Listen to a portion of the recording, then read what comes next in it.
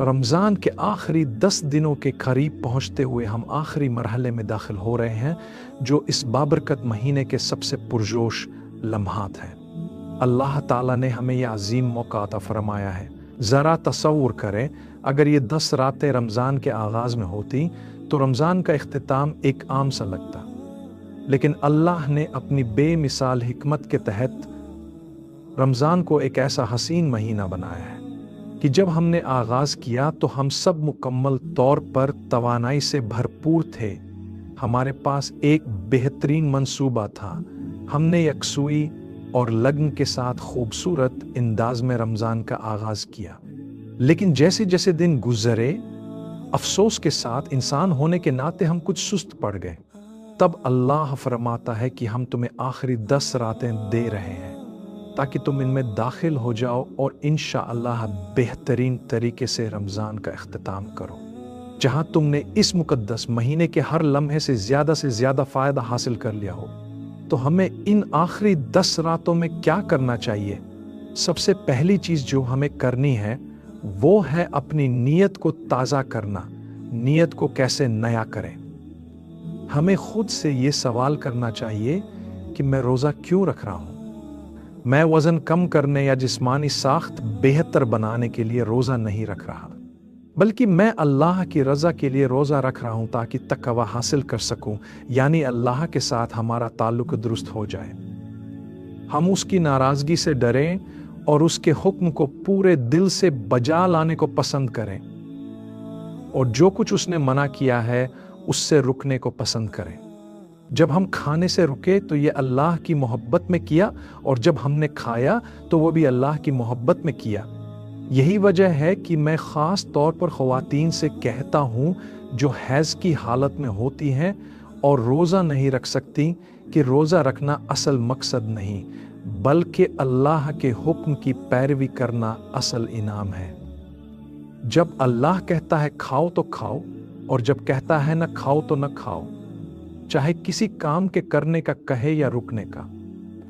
یہی سوچ ہماری تمام عبادات میں ہونی چاہیے، اور یہی بہترین طرز عمل ہے۔ تو سب سے پہلے ہم اپنی نیت کو تازہ کریں گے کہ میں یہ سب کچھ اللہ کی رضا کے لیے کر رہا ہوں۔ اے اللہ، مجھے ان آخری 10 راتوں میں اس طرح مدد فرما کہ میں فائدہ اٹھاؤں، اپنی زندگی بدلوں اور تو مجھ سے راضی ہو جائے۔ اگر میں اس دنیا سے چلا جاؤں تو اس حال میں جاؤں کہ تو مجھ سے خوش ہو، تاکہ میں تیری رحمت کے ذریعے جنت حاصل کر سکوں۔ اسی لیے ان راتوں میں سب سے طاقتور دعا یہ ہے: اے اللہ، تو معاف کرنے والا ہے اور معافی کو پسند کرتا ہے، پس مجھے معاف فرما۔ انسان اللہ کی رحمت کے ذریعے مغفرت حاصل کرتا ہے، اور اللہ کی رحمت کے ذریعے ہی جنت میں داخل ہوگا۔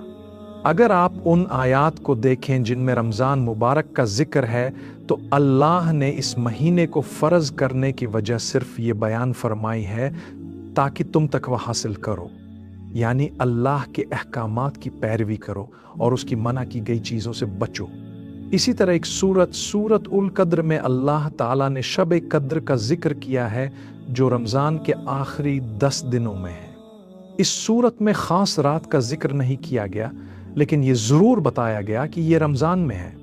اللہ فرماتا ہے یہ رات 1000 مہینوں سے بہتر ہے۔ اگر آپ جلدی سے حساب لگائیں تو یہ تقریباً 83 سال 3 مہینے بنتے ہیں۔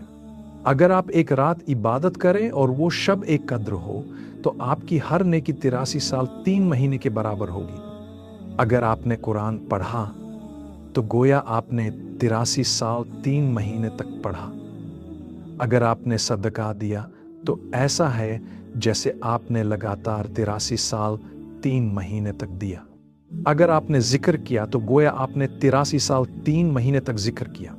اسی لیے حدیث میں آتا ہے کہ جس نے شب قدر میں قیام کیا، ایسا ہے جیسے اس نے پوری زندگی عبادت کی، اور اس کے تمام پچھلے گناہ معاف کر دیے جائیں گے۔ رمضان کے آخری 10 دن بہت منفرد ہوتے ہیں۔ یہ پہلے 20 دنوں سے مختلف ہوتے ہیں، اور یہ فرق اللہ سبحانہ و تعالی نے رکھا ہے۔ اب ہم رمضان کے اختتام کی طرف بڑھ رہے ہیں، اور سب سے زیادہ امکان ہے کہ شب قدر انہی راتوں میں سے کسی ایک میں ہوگی۔ لہٰذا जो भी इबादत आप इस रात में करेंगे वो 83 साल 3 महीने के बराबर शुमार होगी।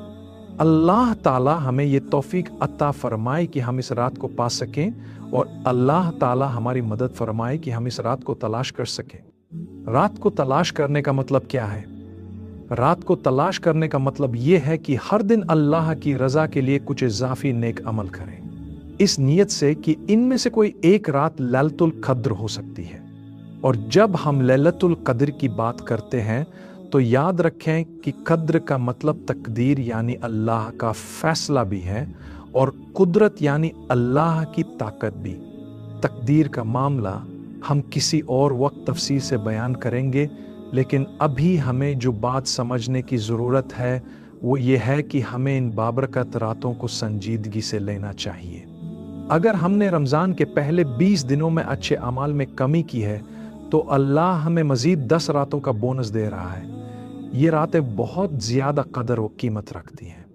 ये बात किसी हद तक एक फुटबॉल मैच की याद दिलाती है, जहां अगर शुरू में गोल न हो और मैच 90 मिनट के करीब हो तो आखिरी 10 मिनट बहुत अहम हो जाते हैं। सब ताली बजा रहे होते हैं, खिलाड़ी एक तरफ से दूसरी तरफ दौड़ रहे होते हैं क्योंकि वो आखिरी लम्हात में फ़र्क डालना चाहते हैं।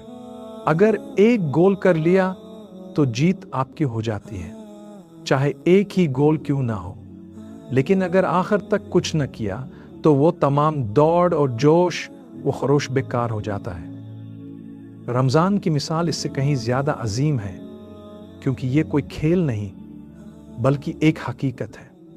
लेकिन मैंने सिर्फ एक आम फहम मिसाल दी है ताकि लोग समझ सकें कि किसी भी चीज़ के आखिर में उसका भरपूर फ़ायदा उठाओ। अगर आपने 70 मिनट गुजार दिए और 20 मिनट बाकी हैं तो आपको क्या करना चाहिए? अगर अभी तक आप 0 पर हैं या 1 पर हैं तो आपको कुछ खास करना होगा, मेहनत जारी रखनी होगी और हिम्मत नहीं हारनी चाहिए। अगर आप मुसलसल कोशिश करते रहेंगे तो यकीनन अल्लाह के फजल से आपको वो रात नसीब हो जाएगी। लेकिन फुटबॉल को एक तरफ रखते हैं और ज़्यादा संजीदगी से बात करते हैं। इन आखिरी लम्हात का भरपूर फ़ायदा उठाएं, क्योंकि आखिरी मरहला सबसे अहम होता है। अगर आपने इन रातों को ज़ाया कर दिया तो सब कुछ खो दिया, और अगर आपने इन रातों में कामयाबी हासिल कर ली तो चाहे रमज़ान के इब्तिदाई दिनों में कमी भी रही हो, फिर भी आप अल्लाह की रज़ा हासिल कर सकते हैं और अल्लाह से जुड़ सकते हैं। अल्लाह ताला हम सबको भलाई अता फरमाए। आमीन।